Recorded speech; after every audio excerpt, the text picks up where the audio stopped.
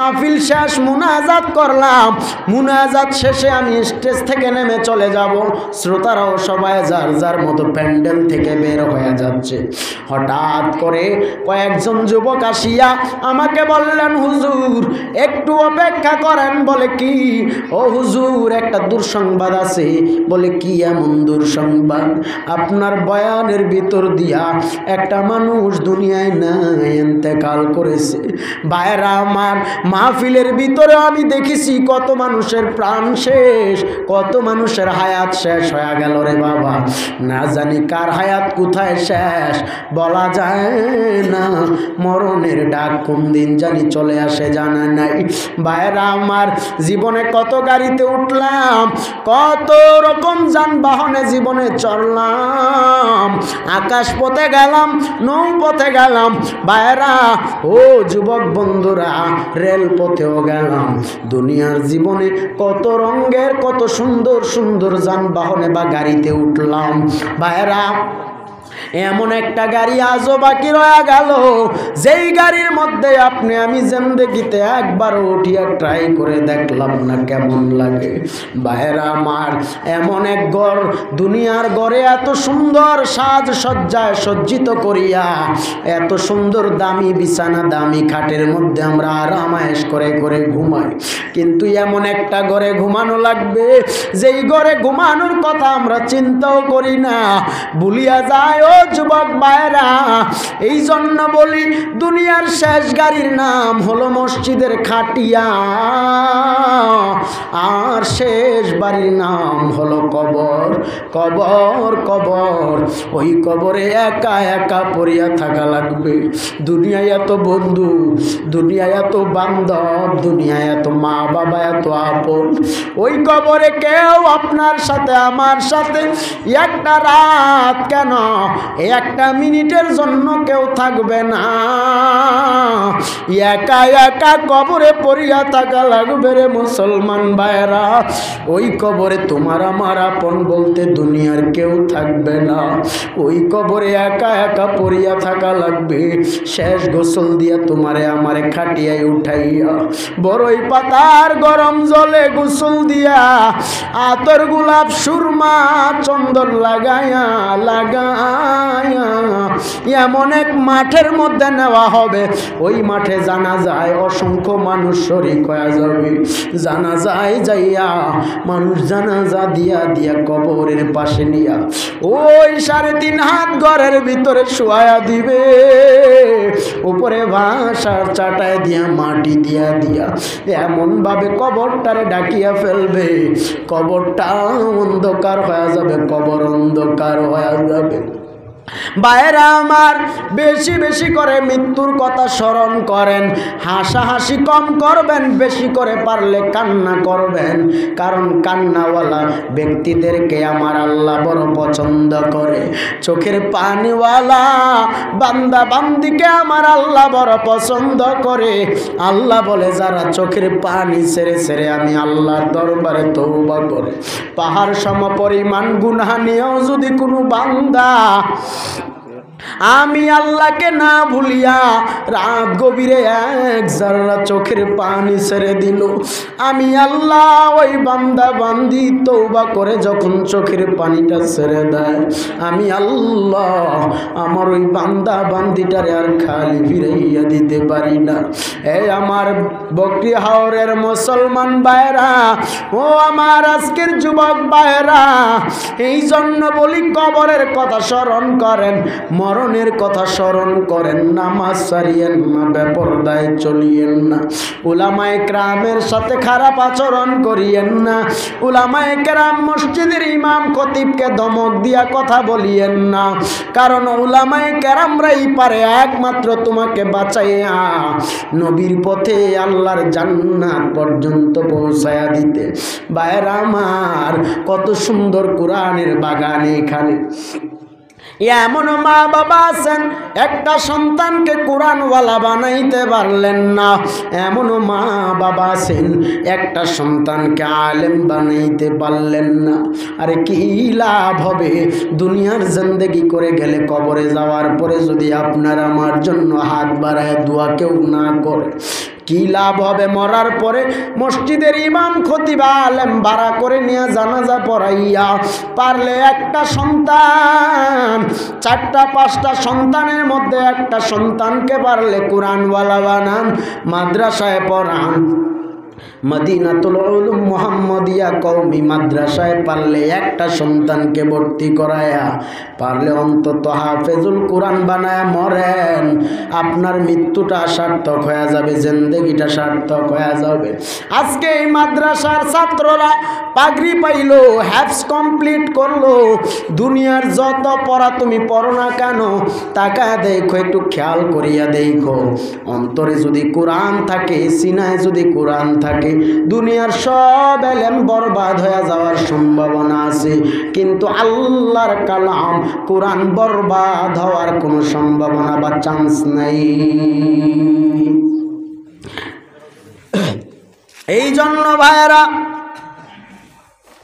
এই জন্য বলি আজকে থেকে খাঁটি দিলে নিয়ত করেন তওবা করবেন, আর গুনাহ করবেন না, নামাজ ছাড়বেন না, সন্তানটারে আলেম বানাবেন, মাদ্রাসায় পড়াবেন, সব সময় মাদ্রাসার মধ্যে টাকা দিয়া পয়সা দিয়া অন্তত বুদ্ধি দিয়া জ্ঞান দেয়া হলেও সাহায্য সহযোগিতা করতে চাই কি চাই না?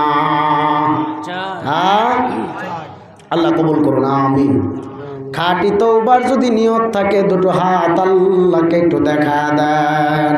আল্লাহ যারা হাত উঠাইলো, আল্লাহ তুমি প্রত্যেকের মনের নেক মাকসাদ কবুল করে নেন। ও রব্বুল আলামিন আমাদেরকে গুনাহমুক্ত জিন্দেগি দান করেন। ও আল্লাহ আমাদেরকে হালাল পথে চলার তৌফিক দান করে দিয়েন। ও আল্লাহ নামাজি বানা দেন। ও আল্লাহ সামনে রমজান মাসে রোজা রাখার তৌফিক দান করে দেন। ও দয়ার মালিক গুনাহমুক্ত জিন্দেগি দান করে দেন। মা বাবা কবর দেশে যাদের, কবরগুলো জান্নাতের বাগান বানায় দেন। আমিন আমিন আমিন। ভাইরা আমার, ও নবীর আশিকেরা, এক যুবক আল্লাহর বান্দা, এক যুবক নবীর বড় আশিক, নবীর প্রেমিক হইতে পারলে যে কি ভাগ্যবান সৌভাগ্যবান হওয়া যায় শুনিয়া নেন রে মুমিন। ও আমার ভাইরা, এক যুবক নবীর বড় আশিক পাগল পারা হইয়া মদিনার কিনারা, রওজার কিনারা ঘুরে ঘুরে আল্লাহর হাবিবকে সালাম দেয় আর চোখের পানি ছেড়ে ছেড়ে কান্না করে, এত কান্না এত কান্না। আরেক আল্লাহওয়ালা কুতুব যার নাম হলো শেখ শিবলি রহমাতুল্লাহ আলাইহি, শেখ শিবলি অনেকক্ষণ ধরে তাকাইয়া তাকাইয়া দেখতেছেন ওই যুবকটা নবীর রওজার কিনারায় নবীকে দরুদ সালাম জানায় আর চোখের পানি ছেড়ে ছেড়ে কান্না করে। শেখ শিবলি বলে, রে যুবক তুমি কেন চোখের পানি ছেড়ে ছেড়ে কান্না করো বলো? যুবক ডাক দিয়া কয়, রে শেখ শিবলি আমি কেন কাঁদি জানো? ওই নবীর দুরুদে এত মজা পাইছি, আর ওই নবীর দুরুদে এত ফজিলত পেয়েছি, আমি ওই নবীর দুরুদ পড়লে চোখের পানি থামায় রাখতে পারি না। শেখ শিবলি বলে, কি এমন ফজিলতের বরকতে চোখের পানি ছেড়ে কাঁদো? যুবক ডাক দিয়া বলেন, শুনিয়া নাও, আমি নবীর দুরুদে কত মজা পাইছি আর কি এমন ফজিলত দেখেছি আমি জানো? বলে, কি এমন ফজিলত দেখেছো বলো? যুবক ডাক দিয়া কয়, আমরা ইরাকের বাগদাদ থেকে রওনা দিয়ে দিলাম, ইরাকের বাগদাদ থেকে রওনা হয়ে গেলাম হজের উদ্দেশ্যে। একদল কাফেলার সঙ্গে যখন আমরা বেরিয়ে গেলাম, আমি সহ আমার পিতা, আমার বাবা, আমি সহ আমার বাবা, এক কাফেলার সঙ্গে করে করে আমরা যখন হজের উদ্দেশ্যে রওনা দিলাম, এবার আরবের এক মরুর প্রান্তে, এক বিশাল মরুভূমির প্রান্তে বালি আর বালি, বালি আর বালি, কোনো ঘর বাড়ি নেই, কোনো ঘর বাড়ি নেই, গাছপালা নেই। আমরা লম্বা সফরে বের হলাম। এবার আরবের মরুর উপরে যখন আমরা গেলাম, অনেক লম্বা আলোচনা বাবা সংক্ষেপে গুছায় উঠায় আনতেছি। এবার যুবক ডাক দিয়া কয়, শিবলি শুনিয়া নাও, আমরা মরুর উপরে যখন আসলাম এমনই মুহূর্তে আমার পিতা আমার বাবা ভীষণ অসুস্থ হয়ে গেল। আমি আমার বাবাকে নিয়ে অসুস্থ অবস্থায় আমার বাবাকে নিয়ে মরুর বালির উপরে একটা তাঁবু করলাম। ওই তাঁবুর ভিতরে আমার বাবারে শোয়াইলাম। কাফেলার সবাই আমাদেরকে ফালাইয়া চলিয়া গেল। সবাই আমরা বাবা এবং ছেলে আমরা দুইজনকে রাখিয়া সবাই যখন চলিয়া গেল, চলে যাওয়ার পর আমরা দুইজন মানুষ, আমার বাবা অসুস্থ, আমি সুস্থ স্বাভাবিক অবস্থায়, আমি আমার বাবারে তো ফালাইয়া যেতে পারি না। আল্লাহু আকবার। আরে সন্তান যতই খারাপ হোক, সন্তানের চোখের সামনে যদি বাবা ছটফট করতে থাকে, অসুস্থ রোগী হয়ে যায়, সন্তান তো এই মা বাবারে, প্রকৃত ভালো সন্তানেরা কিন্তু এই মা বাবারে ফেলে চলে যেতে পারে না। আবার কত সন্তান আছে মা বাবারে কষ্ট দিয়ে কত সন্তানেরা মা বাবাকে বৃদ্ধাশ্রমে দেয়, আছে না নাই? হ্যাঁ, ওই মা বাবারে কষ্ট দেয় সন্তান আজকে টাকার মালিক, বাড়ির মালিক, গাড়ির মালিক। আজকে সন্তান 5 তলায় ঘুমায়, এমনও সন্তান 5 তলার উপরে থাকে। মা বাবারে একটা ছোট্ট একটা ঘরের মধ্যে নিচ তলায় জায়গা করে দিস। মা বাবারে নিয়ে একসাথে কত সন্তান থাকতে পারে না, কারণ নসিব ভালো না, কপাল ভালো না হলে যা হয়। আজকে এই ময়দানে যারা বসে আছে অনেকের মা নাই, বাবাও নাই। যাদের মা নাই বাবা নাই তারা জানে মা বাবা হারা যন্ত্রণা কত। আহারে রাত গভীর, একদল বাড়ি যা তাকা দেখবে বাবা মা দরজার কিনারায় শীতের রাত অপেক্ষায় ঘুমায় নাই। বলে আমার জাদুমণি, আমার সন্তান মাহফিলে গেছে, আমার সন্তান মাহফিল থেকে ফিরবে, তারপরে আমি মা ঘুমাবো। আমার সন্তানটারে বাহিরে রাখিয়া আমি বাবা ঘুমাইতে পারি না। আরেক দল আছে যাদের মা নাই বাবা নাই, তারা বাড়ি যায় দেখবে কেউ তাদের অপেক্ষায় থাকে না। এ আমার ভাইরা, আমি বলতেছিলাম সন্তানটা এবার বাবাকে মরুর উপরে তাবু করিয়া শোয়াইয়া রাখিয়া সন্তান চলে গেল ওষুধের ব্যবস্থা করার জন্য। তৎকালীন সময়ে ফার্মেসি নাই, ডাক্তার নাই, মেডিকেল নাই। তখন মানুষ গাছের লতা পাতা দিয়া ওষুধ বানায়া হারবাল ওষুধ সেবন করত, ঠিক কিনা বলেন? এখন ফার্মেসি আছে, হসপিটাল আছে, মেডিকেল কলেজ আছে না নাই? কিন্তু তৎকালীন আমলে বাইরে আমার এই মরুর উপরে কিসের ওষুধ, কিসের গাছ? সন্তান অনেক দূর চলিয়া গেল, লম্বা সফর, সন্তান বড় ক্লান্ত অবস্থায় গাছের লতা পাতা দিয়া ওষুধ সংগ্রহ করিয়া এবার আবার মরুভূমির উপরে আসলেন। এসে তাঁবুর ভিতরে তাকায়া দেখেন যুবকের বাবা দুনিয়ায় আর জীবিত নাই, দুনিয়া সারিয়া বিদায় ইন্তেকাল হয়ে গেল। ইন্না লিল্লাহি ওয়া ইন্না ইলাইহি রাজিউন। বাবা মরে গেলেন, বাবার লাশ তাঁবুর ভিতরে পড়ে রইল। এবার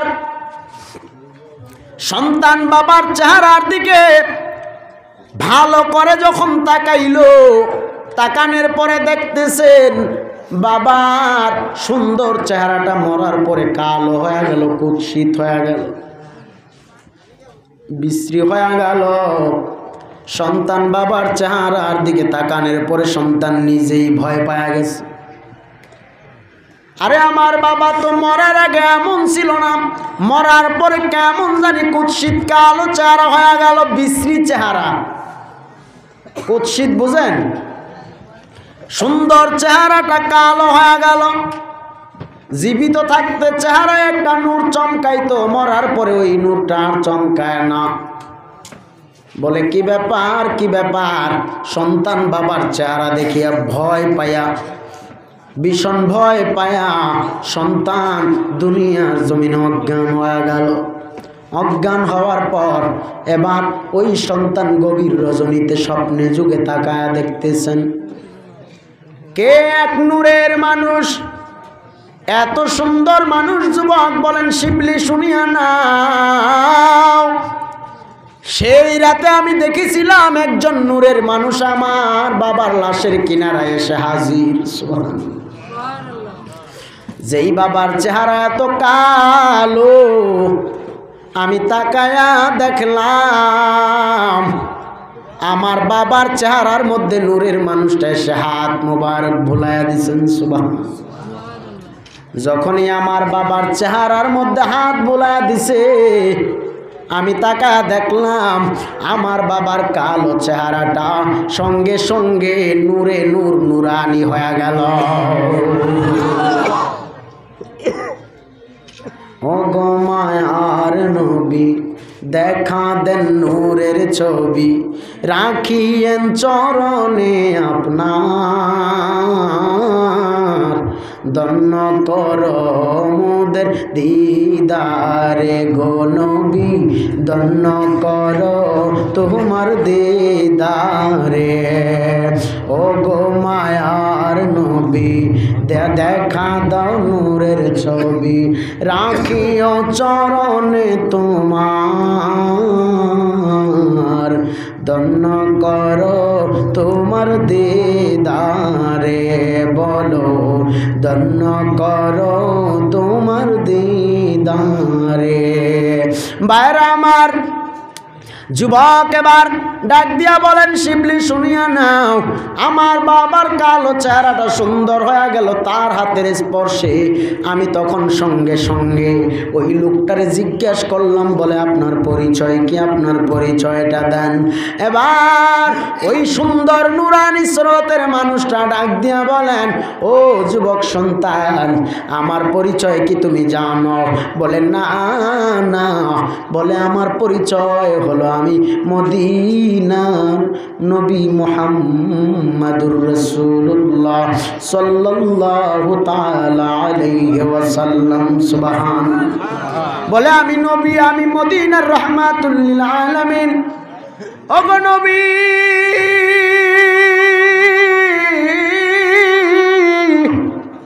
ইয়া রাসূলুল্লাহ,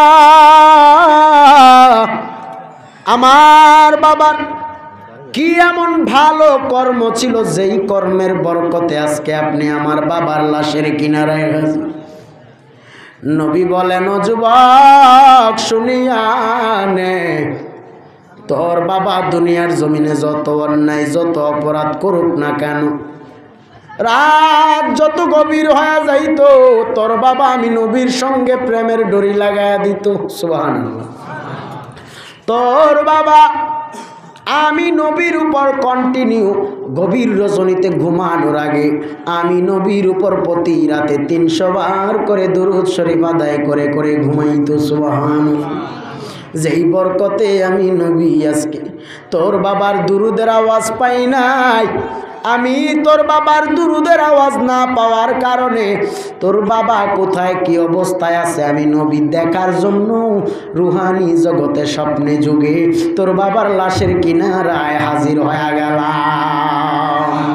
আরে নবী মদিনা থেকে আপনি আমি গুনাহগার উম্মতের ভাঙ্গা করে আসতে পারে কি পারে না? হে আমার ভাইরা, অনেকে এটা বুঝে না, সহজ ভাষা বুঝে না। আজরাইল কয়জন? কথা বলেন, কয়জন? একজন। অ্যাক্সিডেন্ট হইলে একত্রে 20 জনের জান কবচ হয়নি? হ্যাঁ, অ্যাক্সিডেন্টে আমার সোনার বাংলাদেশে কিছুদিন আগে ট্রেনে, রেলে, বেনাপোল এক্সপ্রেসে আগুন লেগে বেশ কতজন মানুষ মারা গেল। অনেকেই খবর শুনেছেন বা দেখেছেন মোবাইলে। একসাথে যদি 10 জন 20 জন মানুষের জান কবচ হইতে পারে, মরতে পারে, করে তো আজরাইল একজনই, ঠিক না? একজন আজরাইল 10 জনের জান কবচ করছে একত্রে। আরে দুইজন ফেরেশতা আমার কাঁধে, আপনার কাঁধেও দুইজন ফেরেশতা, দুইজন যদি হাজার হাজার মানুষের কাঁধে থাকতে পারে, মদিনার নবী কেন মদিনা থেকে ভারতের জমিনে এই মাদ্রাসায় আসতে পারে না? নবী আসতে পারে কি পারে না? কোরআনে আল্লাহ জানায় দিয়েছেন, উলামায়ে কেরাম বসা আন-নাবিয়্যু আওলা বিল মুমিনিন, সুবহানাল্লাহ। সূরাতুল আহজাবের 6 নম্বর আয়াত খোলেন, নবী প্রত্যেকটা মুমিনের জানের চাইতে, আত্মার চাইতে অধিক নিকটে, সুবহানাল্লাহ বলেন।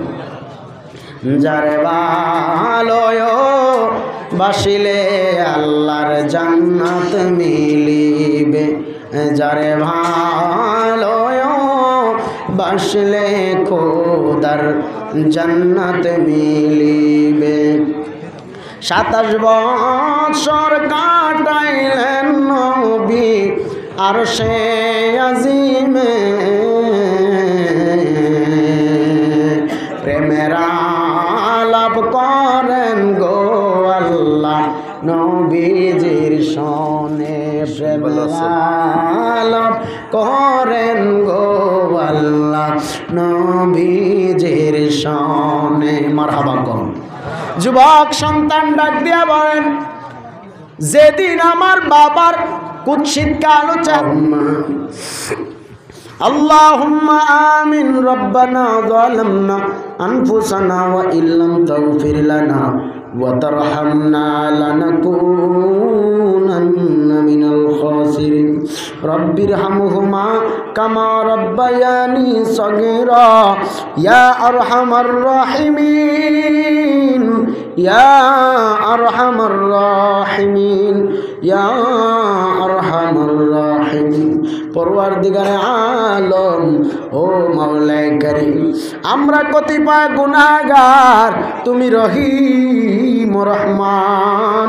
ও আল্লাহ, তোমার কুদরতি কদমের নিচে রাত গভীরে দুটো হাত উঠায় দিলাম রে আল্লাহ। ও আল্লাহ, আপনি আমাদের জিন্দেগির গুনাহ খাতা মাফ করে দেন। ও আল্লাহ, আমাদের মধ্যে যারা হাত বাড়াইলো, জানি না কার মনে কোন আশা বাসনা নিয়ে হাত বাড়াইছে, ও আল্লাহ প্রত্যেকের মনের নেক আশা বাসনা আপনি কবুল করে নেন। আয় রব্বুল আলামিন, আজকে থেকে তওবা করলাম, আর গুনাহ করব না, নামাজ ছাড়ব না, হারাম খাবো না, অন্যায় পথে পা বাড়াবো না। ও আল্লাহ, আপনি কবুল আর মঞ্জুর করে নেন। আয় রব্বুল আলামিন, আজকে মদিনাতুল উলুম মুহাম্মাদিয়া সিকন্দরিয়া কওমি মাদ্রাসার দস্তরবন্দি উপলক্ষে ওয়াজ ও দোয়ার মাহফিল আপনি কবুল আর মঞ্জুর করে নেন। আয় রব্বুল আলামিন, আজকের মাহফিলের যারা সভাপতি, সহসভাপতি, প্রধান অতিথি, বিশেষ অতিথিবৃন্দ, আল্লাহ কত নাম ধরে বলবো, ও আল্লাহ আজকের এই মাহফিলের সবের হাদিয়াতান প্রত্যেকের নামে নামে আমল নামে আপনি কবুল করে নেন। আয় রব্বুল আলামিন, আল্লাহ এই মাদ্রাসাকে আপনি কবুল আর মঞ্জুর করে নেন। মাদ্রাসার তলাবুল ইলম বাচ্চাদেরকে আপনি কবুল করে নেন। আল্লাহ উলামায়ে কেরামদেরকে কবুল করে নেন। আল্লাহ গো, উস্তাদ, শিক্ষার্থী সহ যারা এই মাদ্রাসার পিছনে সময় দিয়ে, শ্রম দিয়ে, আল্লাহ এত কষ্ট করে করে অক্লান্ত পরিশ্রমের বিনিময়ে এই ছাত্রদেরকে সময় দিয়ে দিয়ে কোরআনের তালিম দেওয়াচ্ছে, আল্লাহ হাফেজ ছাত্ররা আজকে মাথায় পাগড়ি পরিধান করেছে, আল্লাহ আপনি কবুল করে নেন। এই মাদ্রাসার উস্তাদ এবং শিক্ষার্থী ছাত্র ভাইদের কবুল করে নেন রব্বুল আলামিন। এই মাহফিলে যারা টাকা দিয়ে, পয়সা দিয়ে, শ্রম দিয়ে, বুদ্ধি দিয়ে, জ্ঞান দিয়ে, অর্থ দিয়ে যে যেইভাবে সাহায্য সহযোগিতার হাত বাড়ায় দিল, আল্লাহ কঠিন হাসরের দিন আপনি আমাদের প্রত্যেকের মাথার মধ্যে আপনার কুদরতি হাত মোবারক বসায় দিয়েন। আয় রব্বুল আলামিন, আপনার কুদরতি নজরে রাখিয়েন। ও আল্লাহ, এই ভারতের মুসলমানদেরকে কাঁধে কাঁধ মিলাইয়া চলার তৌফিক দান করে দিয়েন। ও আল্লাহ, বিশ্বের বুকে যত নির্যাতিত মুসলমান আছে, আল্লাহ তুমি তাদেরকে হেফাজত করে দিয়েন। আয় রব্বুল আলামিন, ও আল্লাহ, এই ভারতবর্ষে আমার প্রত্যেকটা মুসলমান ভাইদেরকে আপনি নেক হায়াতের সহিত আল্লাহ বালা মুসিবত থেকে হেফাজতে রাখিয়েন রব্বুল আলামিন। আজকের এই মাহফিলের কমিটির যুবক ভাইদেরকে আপনি কবুল আর মঞ্জুর করেন। অনেকে দোয়া চেয়েছে, আল্লাহ আমি সবার নাম জানি না, যদিও আমার ডায়েরিতে সবার নাম লেখা নাই, আল্লাহ আপনার কুদরতি ডায়েরিতে সবার নাম লিপিবদ্ধ আছে গো আল্লাহ। ও আল্লাহ, আজকের এই মাহফিলের সওয়াবের হাদিয়াতান লক্ষ কোটি গুণ বাড়ায়া বাড়ায়া তোমার নূর নবী হায়াতুন নবী রহমাতুল লিল আলামিনের রওজা তাহারে কবুল আর মঞ্জুর করিয়া আল্লাহ প্রত্যেকের নামে নামে আপনি জারি করিয়া দেন ও রব্বুল আলামিন। আমাদের প্রত্যেকের আপনি নেক হায়াত বাড়ায়া দেন ও আল্লাহ, আমাদের তওবা কবুল করে নেন আল্লাহ, আমলওয়ালা জিন্দেগি দান করে দেন ও আল্লাহ। আমাদেরকে আপনি মাফ করিয়া এই মাহফিল থেকে এই ময়দান থেকে নিষ্পাপ বানাইয়া আমাদেরকে আপনি ঘরে ফিরাইয়া দেন আল্লাহ। আমার মাদ্রাসার ছাত্র ভাইদের এলেমে যেন শক্তি বাড়ায়া দেন রে আল্লাহ রব্বুল আলামিন। আমার পর্দার আড়ালের মুসলমান মা ও বোনদেরকে আপনি কবুল করে নেন, আবেদা সলেহা রাবেয়া বসরির সঙ্গিনী বানায়া দেন। মা বোনদেরকে আম্মাজান ফাতেমাতুজ জোহরার সঙ্গিনী হিসাবে কবুল করিয়া নেন আল্লাহ। আমাদের প্রত্যেকটা যুবক ভাইদেরকে নবীর খাঁটি আশিক বানায়া দিয়েন আয় রব্বুল আলামিন। শেষ বেলায় আপনার কাছে একটা ফরিয়াদ রে আল্লাহ, না জানি কোন দিন মালাকুল মউত আমাদের সামনে হাজির হয়ে যায় আল্লাহ। যেদিন মালাকুল মউত আমাদের সামনে আসবে জান খানদান করার জন্য, আমাদের রূহ কবজ করার জন্য, যেদিন আজরাইল আসবে, সেদিন শয়তান আসবে আমাদের ঈমান ধ্বংস করার জন্য। সেই কঠিন মুসিবতের দিন ও আল্লাহ, ওই নবীকে দেখাইয়া ও আল্লাহ তোমার হাবিবের হাতের হাউজে কাউসারের পেয়ালা পান করায়া মৌত নিদানে জবানে আমাদের জারি রেখে দিয়েন মধুময় কালিমালা ইলাহা ইল্লাল্লাহু মুহাম্মাদুর রাসূলুল্লাহ সাল্লাল্লাহু তাআলা আলাইহি ওয়াসাল্লাম।